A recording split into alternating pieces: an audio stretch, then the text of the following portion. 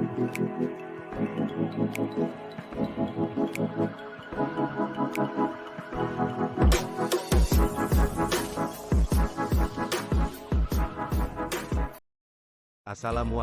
warahmatullahi wabarakatuh. Bertemu lagi dengan saya, Christian Wibisono, calon guru penggerak, Angkatan 4, dari Kabupaten Ponorogo. Sahabat guru yang hebat, di video saya yang sebelumnya, kita sudah membahas tentang, apa itu pembelajaran sosial emosional. Di lanjutan video kali ini, kita akan membahas lebih mendalam lagi, apa saja yang ada pada pembelajaran sosial emosional. Mari kita belajar lebih mendalam lagi tentang pembelajaran sosial emosional.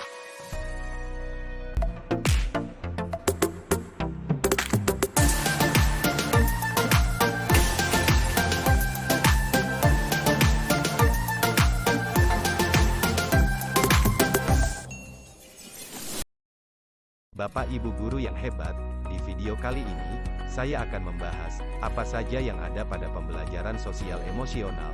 Ada tujuan dari pembelajaran sosial emosional, mulai dari bagaimana cara mengimplementasikannya, dan pendekatan yang bagaimana untuk bisa melakukannya. Kita juga belajar tentang bagaimana cara meningkatkan kesadaran penuh atau mindfulness, dan bagaimana pembelajaran sosial emosional dalam mewujudkan kesejahteraan hidup atau well-being. Bapak Ibu guru yang hebat, tujuan dari pembelajaran sosial dan emosional adalah, yang pertama, memberikan pemahaman, penghayatan dan kemampuan untuk mengelola emosi atau kesadaran diri. Yang kedua, menetapkan dan mencapai tujuan positif atau pengelolaan diri. Yang ketiga, merasakan dan menunjukkan empati kepada orang lain atau kesadaran sosial. Yang keempat, membangun dan mempertahankan hubungan yang positif atau keterampilan membangun relasi, dan yang terakhir kelima, membuat keputusan yang bertanggung jawab atau pengambilan keputusan yang bertanggung jawab. Jadi, tujuan pembelajaran sosial emosional ini membantu mengelola aspek sosial dan emosional diri sendiri, khususnya kita sebagai guru, sekaligus juga dapat menerapkannya pada murid secara lebih sistematik dan komprehensif. Yang nantinya, kita sebagai guru bisa mendorong perkembangan anak secara positif dengan program terkoordinasi secara lebih baik, karena pembelajaran sosial emosional dilakukan secara kolaboratif oleh seluruh komunitas sekolah. Proses kolaborasi ini memungkinkan anak dan orang dewasa di sekolah memperoleh dan menerapkan pengetahuan, keterampilan dan sikap positif mengenai aspek sosial dan emosional.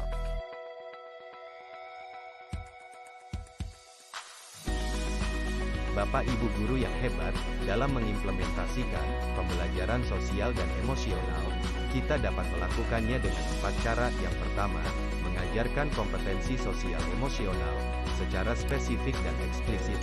Yang kedua, mengintegrasikan kompetensi sosial emosional ke dalam praktik mengajar guru dan gaya interaksi dengan murid. Yang ketiga, mengubah kebijakan dan ekspektasi sekolah terhadap murid. Dan yang terakhir keempat, mempengaruhi pola pikir murid tentang persepsi diri, orang lain dan lingkungan.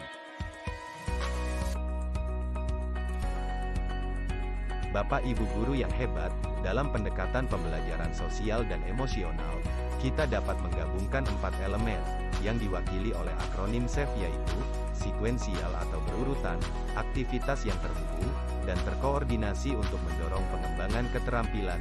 Aktif, bentuk pembelajaran aktif yang melibatkan murid untuk menguasai keterampilan dan sikap baru.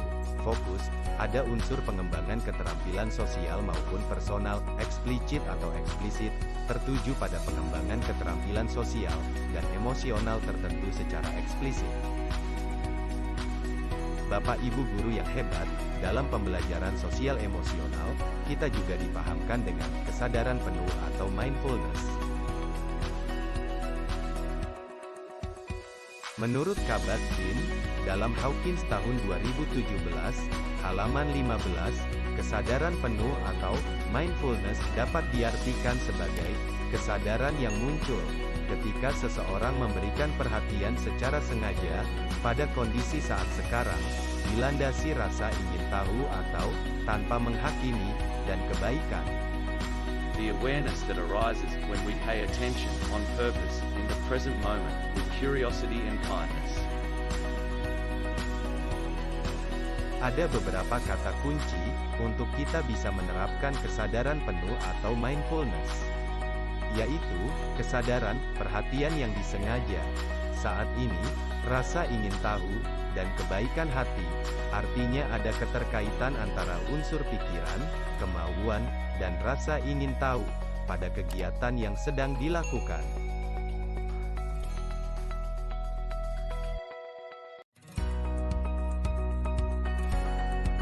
Kesadaran penuh atau mindfulness muncul saat seorang sadar sepenuhnya pada apa yang sedang dikerjakan, dengan pikiran terbuka, atau dalam situasi yang menghendaki perhatian yang penuh. Latihan berkesadaran penuh atau mindfulness menjadi sangat relevan dan penting bagi siapapun untuk dapat menjalankan peran dan tanggung jawabnya dengan bahagia dan optimal. Ini termasuk bagi pendidik, murid, bahkan juga untuk orang tua. Latihan tersebut sebenarnya sudah banyak diterapkan dalam pendidikan kita sejak lama. Misalnya, mengajak murid untuk hening dan berdoa sebelum memulai pelajaran, mendengarkan cerita, menghayati keindahan alam, berolah seni maupun berolahraga, dan lain sebagainya. Kesadaran penuh atau mindfulness dapat dilatih dan ditumbuhkan. Artinya, kita dapat melatih kemampuan untuk memberikan perhatian yang berkualitas pada apa yang kita lakukan. Berikut adalah kegiatan-kegiatan yang dapat melatih kesadaran penuh atau mindfulness. Seperti latihan menyadari napas, latihan bergerak sadar, yaitu bergerak yang disertai kesadaran tentang intensi dan tujuan gerakan. Latihan berjalan sadar, dengan menyadari gerakan tubuh saat berjalan, dan berbagai kegiatan sehari-hari yang mengasah indera, dengan melibatkan mata, telinga, hidung, indera perasa, sensori di ujung jari, dan sensori peraba kita.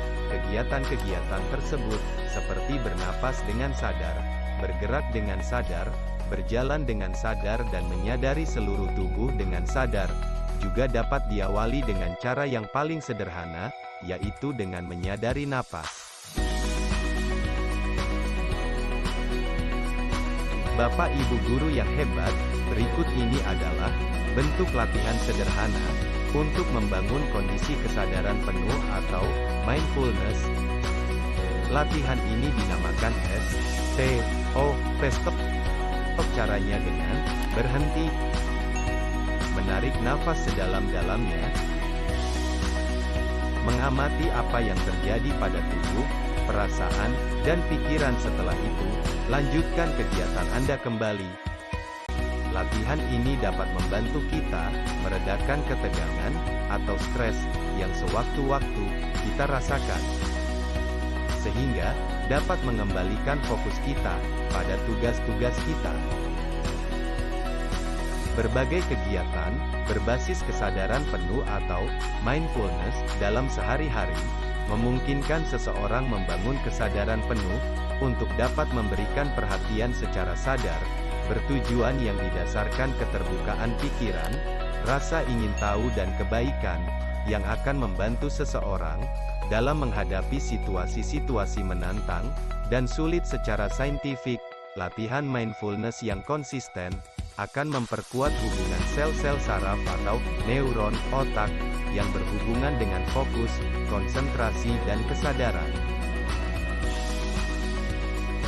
Bapak Ibu guru yang hebat, berikut ini adalah 5 kompetensi sosial emosional dalam pembelajaran sosial emosional, mulai dari kesadaran diri, pengelolaan emosi dan fokus pengambilan keputusan yang bertanggung jawab, kesadaran sosial atau empati dan kemampuan berinteraksi sosial.